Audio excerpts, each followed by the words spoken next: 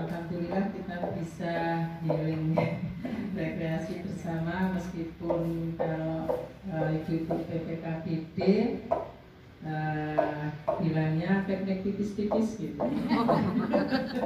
Ya, alhamdulillah kita ya udah kebersamaan ini mari kita jaga kekompakan demi tujuan kita kekeluargaan menyukseskan program Bangga Kencana khususnya di Kapanewon Wonosari.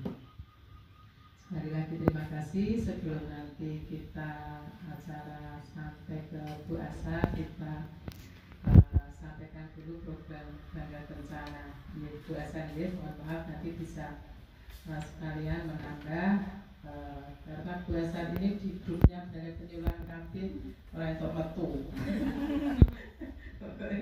Jadi nanti sudah sepakat setiap tanggal 4 atau 7 ya? 4 ya. Monggo nanti kita lanjutkan di bulan Oktober mulai tanggal 4, di bulan September kita awali lagi hari ini pertemuan rutin PPKBD. Syukur-syukur nanti ada istilah tabungan atau arisan sehingga memang bisa mengikat. Dulu saya waktu di Kapanewon yang lain itu memang kadang ribet ya, tapi untuk mengikat itu memang perlu seperti itu sehingga nanti pasti ada ya orang kita sewurong ya Bu gitu. Jadi untuk ikatan kita dalam merutinkan kegiatan pertemuan meskipun untuk menyukseskan program Bangga Kencana gitu. Sehingga nanti tanggal 4 itu misal ada salah satu kelurahan yang PPKBD-nya belum melaporkan capaian program kita misalnya. Kalau balita itu umurnya 2 bulan, misalnya 2 bulan 15 hari, 2 bulan 29 hari itu masuknya pengukuran tetap masih di garis yang 2 bulan. Kalau kami selama ini yang di Posyandu itu kalau sudah 2 bulan lebih ya masuknya ke 3 bulan, kan seperti itu. Jadi ukurannya itu otomatis kan akan selisih 1 bulan dan itu di ukuran ini kan pasti naik. Jadi itu yang akan menunjukkan. Jadi mulai bulan ini kami masuk yang jadi walaupun 2 bulan 29 hari kalau belum tepat itu tetap masih di masih dihitung di garis 2 bulannya itu. Iya, soalnya di buku kan juga begitu. Di penitian di buku. Iya, nitiknya itu biasanya kan di 2 bulan lebih, maksudnya 3 bulan naik tempat saya itu posyandunya kebanyakan seperti itu. Jadi bulan-bulan yang lahirnya akhir, terutama yang lahir akhir, kalau lahir awal masih bisa di bulan itu, tetapi yang di bulan akhir itu biasanya mereka masuk di bulan berikutnya, jadi selisihnya 1 bulan.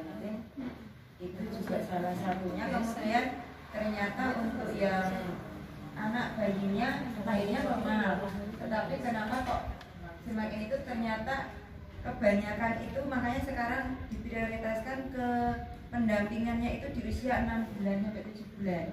Itu karena masa peralihan dari anak ASI ke MPASI. Kadang ada orang tua karena ASInya sudah melimpah, ASInya mencukupi, di usia 6 bulan itu tidak dikenalkan dengan belum dikenalkan MPASI, sedangkan itu salah. Harusnya itu kurang tepat. Jadi mereka masih mengandalkan ASI. Jadi pemberian ASI dia mendominasi daripada ke MPASI. Jadi penjadwalan pemberian itu yang kurang memenuhi itu. Jadi itu juga salah satu faktor kenapa pertumbuhannya semakin tidak sesuai dengan yang dipastikan.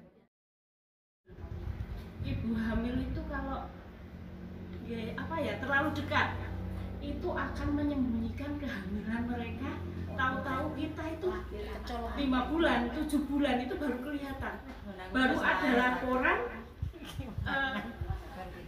kalau ada ibu hamil. Nah, ada juga yang kecelakaan. Tahu-tahu kami tahu sudah lahiran. Nah itu, jadi kami memang sebagai PPK itu banyak kendalanya di situ. Apalagi sekarang itu apalan kalau saya datang itu wes ada apa lagi Mbak? kalau di posyandu sudah saya panggil itu sudah ada apa lagi Mbak? Padahal kan kita cuman anaknya turun, timbangannya turun, terus apa nggih? Kok semakin hari semakin turun, padahal ngendikane makme banyak, tidak ada kendala. Nah, kemarin juga kami dijelaskan itu stunting itu walaupun kurang tinggi badan, tapi untuk perkembangannya bagus itu belum tentu dikatakan stunting. Nah,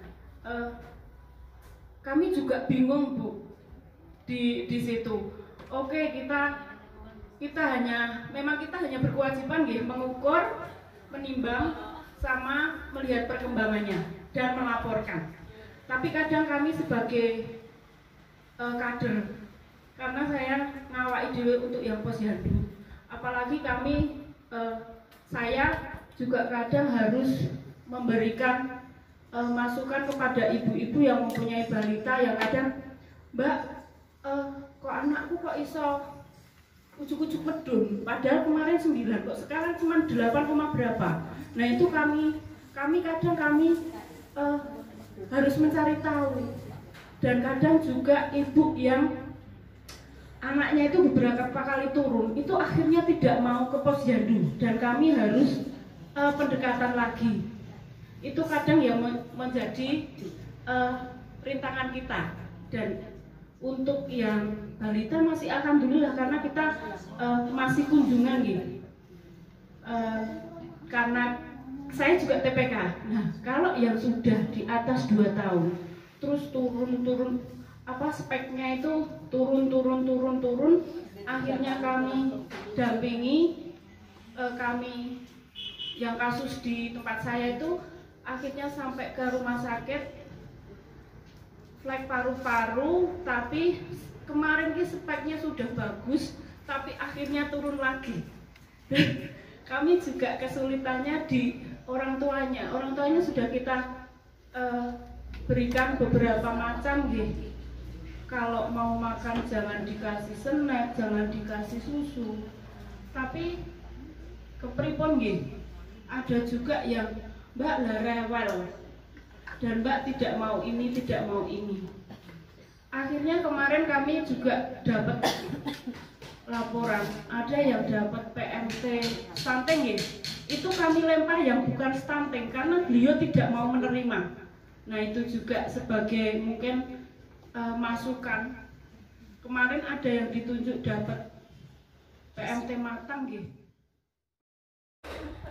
Tak tulus Mas Robi yang kami kenalkan juga ibu PPKBD dari 14 kelurahan. Yang pertama alhamdulillah ya bisa silaturahim hari ini. Matur nuwun untuk berikan kesempatan yang luar biasa hari ini. Saya tak hendak berpanjang kata. Yang pertama tentunya terima kasih ya kepada semuanya. 11 Maret saya masih ingat ya, selaku PNS mutasi itu beberapa kali ya, dari Semanu ke BKD, dari BKD ke Tanjung Sari, Tanjung Sari ke Wonosari, Wonosari ke Semanu. Dari semua mutasi itu yang paling excited bagi saya adalah mutasi ke Wonosari ya. Karena ya mungkin karena jadi rumah saya di Wonosari, Kapanewon Wonosari ya. Jadi senang banget ya di 11 Maret ketika kemudian menerima SK dan ternyata di Wonosari, sebelumnya kami belum tahu dengan di mana. Kemarin tanggal 11 juga ya, 11 Agustus menerima SK sama tanggal 11 di 1 tahun 5 bulan saya bertugas di Wonosari ya.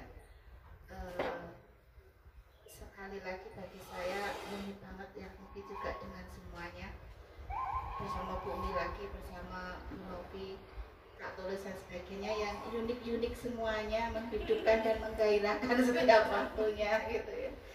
Nah, khas ya, jadi bagaimana dinamika di Wonosari menjadi terasa sangat luar biasa bagi saya.